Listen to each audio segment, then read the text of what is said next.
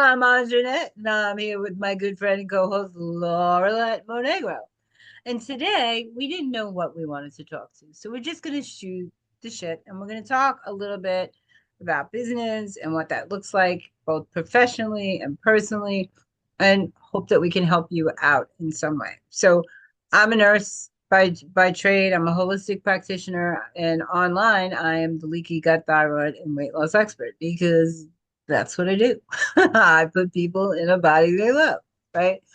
So, but business and professional are together in some ways, but very separate in others. So, when a professional comes online, there's millions of people claiming to be professionals, and then there are actual professionals. But none of us are marketers when we come online. And that's the big difference because it's really not what you know, it's how good you are of getting your message across to the people who really need your help. So and that's business in a nutshell, being able to get that message out like, hey, I'm over here and this is what I do and you need me, right? Some days are easier than others. Business is not easy by any stretch of the imagination, and anyone who tells you that it is just a downright liar because it's not. It's work. Anything worth doing is worth doing well. It represents you, who you are both professionally and in business, and who you are as a person. So, um, that's my take on it. What would you like to add to that, my fabulous friend? Well, I think that, business, especially I think now, can be challenging in terms of people really distinguishing who's sincere versus who's not sincere. But also, I think that one of the biggest issues is that people want quick fixes. And so they're willing to also buy any story that sounds good just because somebody's selling them the end game of a whole gap that they need to fill, that they don't talk about the gap, they just tell them about the end. And I think that it's very disingenuous, when you see all these kinds of advertising and all these things. And I wish people were more realistic and realize that when somebody's not talking to you about a quick fix and they're talking to you about let's work together, give me time, give me 6 months, give me whatever. No, but people want to hear that everything's fixed in a day. And so I think that that's what marketers are great at. They're great at painting ideal pictures of things and saying exactly what the person wants to hear, Hmm. almost like somebody that's sweet talking you. And I think that it's unfortunate when people are in pain, and are searching for a solution, and they know that somebody understands that piece, and they're like, oh, here it is, like a dangling carrot, telling them, here, I have what you need. This is your problem, and this is what the solution is. But they don't tell you the work in between. For example, what I do as a speech therapist, there's no way that I could tell a parent, come and work with me and tomorrow everything's going to be fine.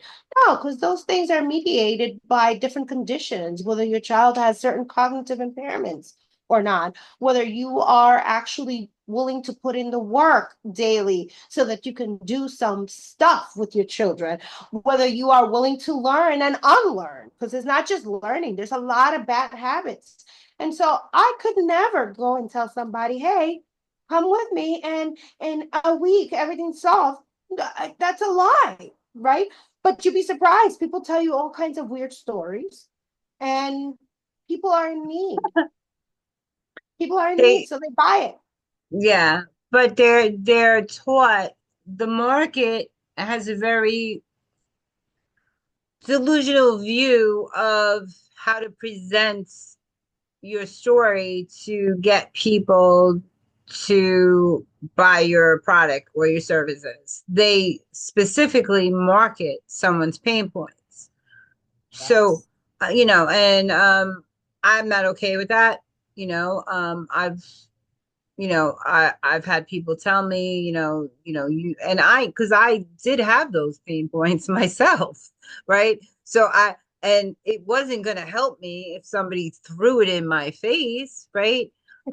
So I don't, I believe in pulling someone up through, self-confidence, compassion, and empathy before saying, oh, okay, want to lose weight, well, you really need to. I don't think, I don't think that's a really good approach. But I think that when people are desperate, they do make impulse buys, and not because they don't know realistically that it's not going to work. I think that they've just tried so much else that they're willing to try anything at this point. Right. When I was on that weight loss journey, I did the Weight Watchers, I did the Jenny Craig, I did those things. None of those things work for me you know and if someone would have told me what I tell people now, you got to do the inner work. Everything we hold on to in the body is causing sickness. I would have laughed in their face. I wouldn't have believed it either. But Right. guess what? I didn't get those results until I did those things, right? And I started to do the work, and I put in the steps that I needed to do to get to where I wanted to go, right? But everybody always wants something that seems achievable easier. When people think of taking 6 months to get their child to start to respond to them in a way that that feels familiar and comfortable in a family setting, then that is something that they'll definitely pay for, right? But if someone said they could do it in a week, they need that closeness with their child, so they want to believe that week because they want to believe it's easier to achieve, right? Even though the value really is in doing it the right way, 6 months or a year if that takes, right? People don't want to put in the time and the effort, and what always baffles me is that they look past the idea that it is going to take them so much longer, because all of those quick fixes that don't work keep them on that perpetual ATM, as you and I call it, and it keeps them stuck in the very position they're trying to get out of, right? It does cause more sickness in the body. It does get you further away from healing, whether it's, family dealing with ADHD or special needs, or it's an actual sickness in the body. You know, there are people online claiming to be Moses, that they can put you in one, tapping session and you'll be cured of cancer, or, one EFT session away from getting rid of addiction. And people are willing to go to any lengths to get the results they want, but those lengths are shorter when they actually go about it the right way. My mother used to say, anything you do half-assed, you're going to have to repeat again and again and again. So do it right the first time. So, but we are human. If somebody told me that I could run a mile in 2 minutes by doing a special, pattern of running rather than waste 15 minutes doing that, and I wanted to get in 2 minutes of exercise instead of 15 every day so I could have the rest of my day back, I might try it too. It's the way we're conditioned as human beings. Because for years we were told that you have to work hard, you have to get married, money doesn't grow on trees, what happens in this house is, we're told all those things, right? So when we see something easier that seems softer and not as compromising, because let's face it, to put in that work with your child, to get the child to actually start showing a change in behavior in scholastics, or that does take time. And maybe it's heart-wrenching for those parents, right? But it also exposes them to feelings, uncomfortability, Right. pain, hurt. Um, Right. you And that know, I think that that's one of the biggest stoppers. yeah. So because they feel like they're grieving that loss of that child on a continued basis of what the child should be and what the child actually is.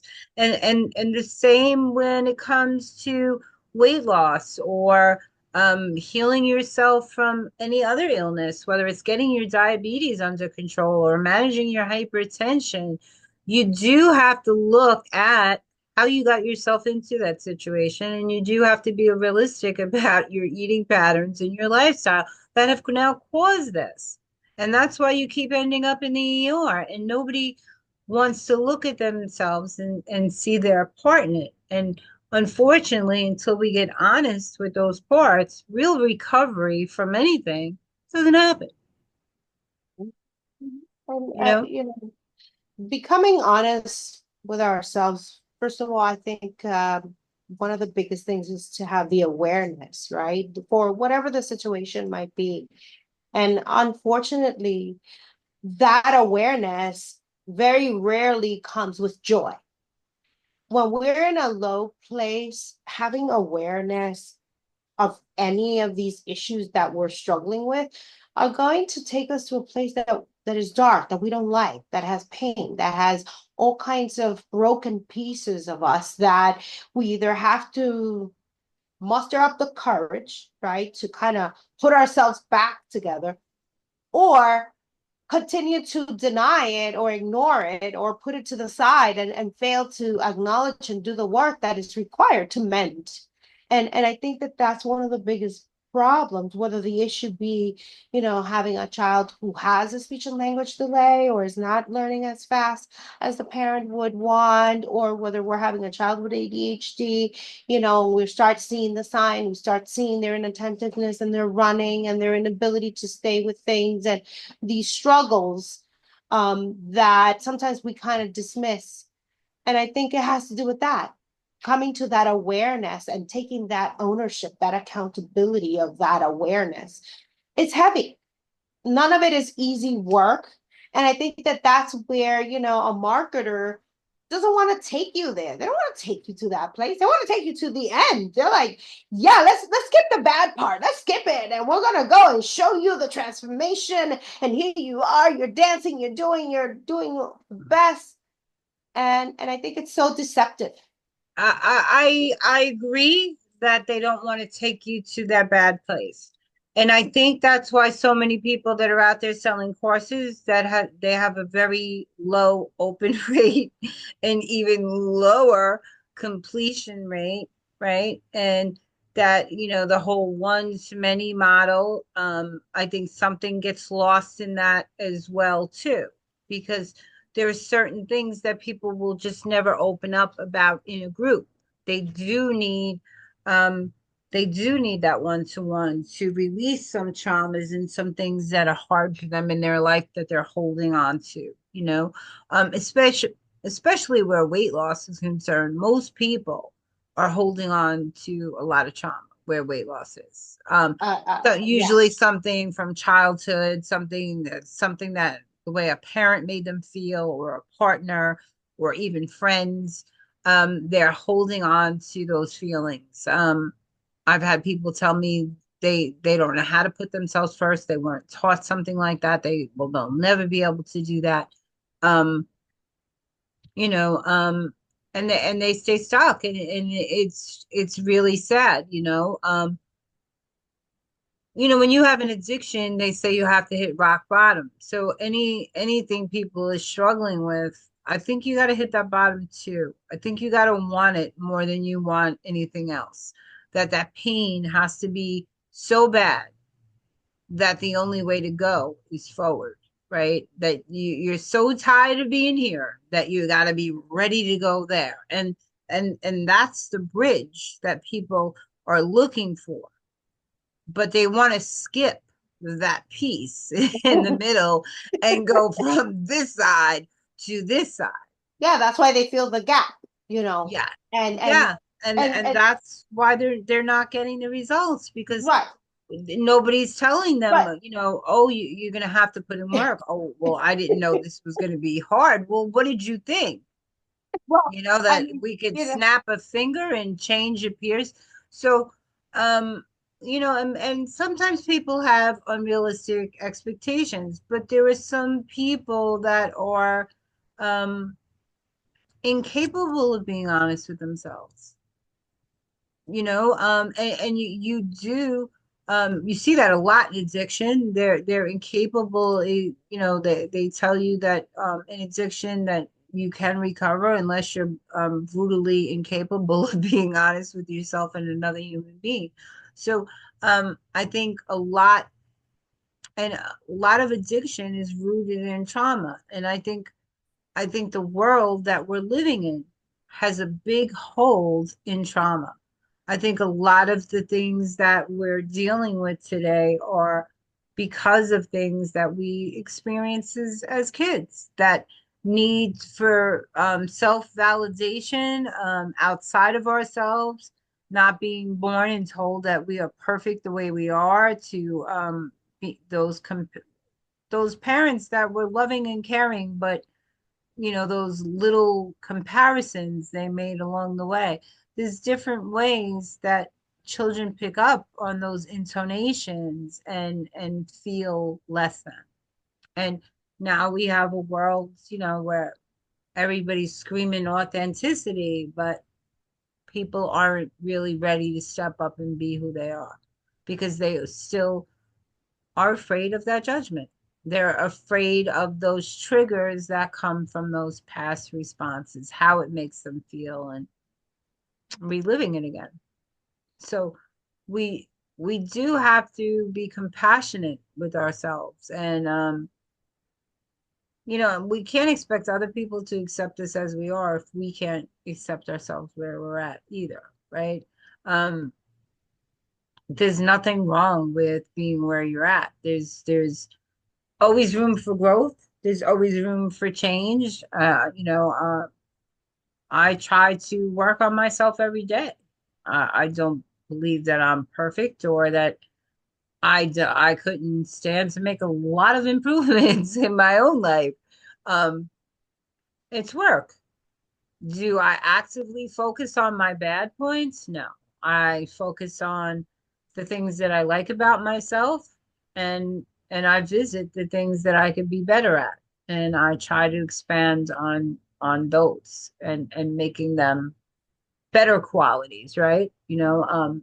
If I'm hungry, I could be really quick to temper, right?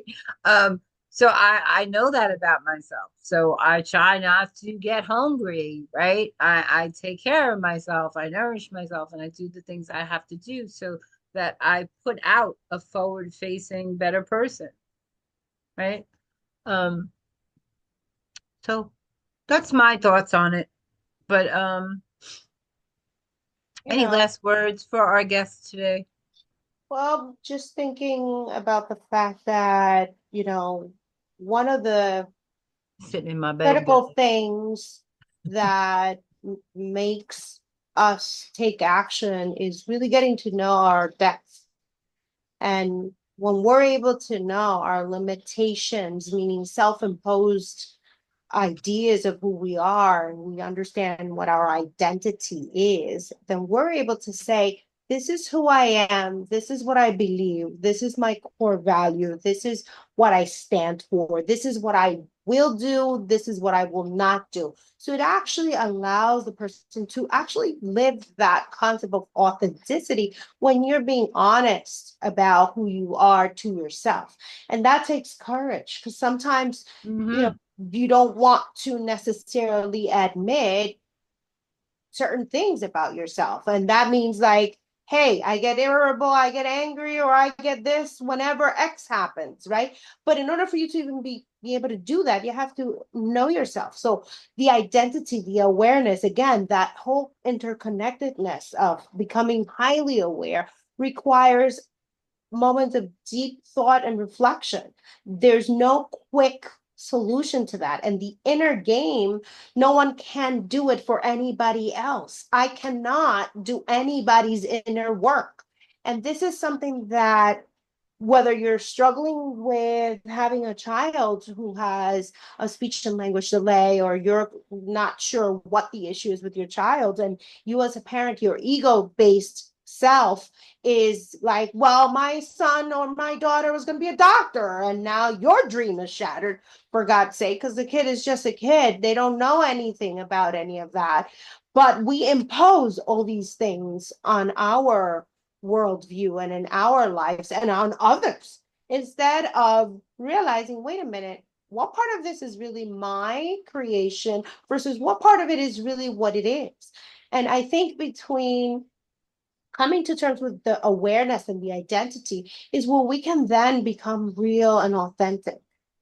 So that would be my parting words, how can we become more authentic by acknowledging our limitations, creating more awareness, and then nurturing the identity that we say we are. How do we do that? That takes time.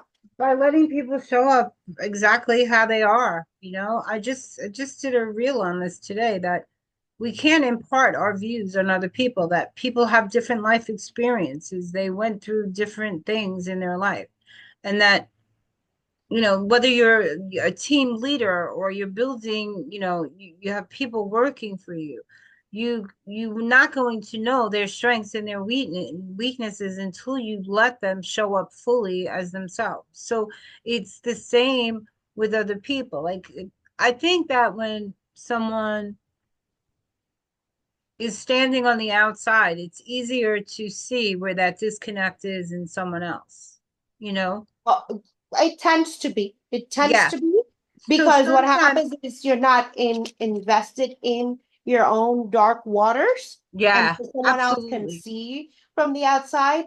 But again, if you don't have people that you trust, that you can actually have these kinds of interactions and conversations, this is where therapy comes in, for example, where there's that other party that can actually say, oh, okay, and see that that's what happens, and kind of help you talk through it, whether it's talk therapy, whether you're doing a special intervention, or whether you're using a combination of different models to find, those wounds and heal them, and go back to your childhood and go back to those life moments and events that might have marked the person, and so that you can then navigate and come back to life in a real nurtured way. That takes time, but it also takes courage. More than anything, courage.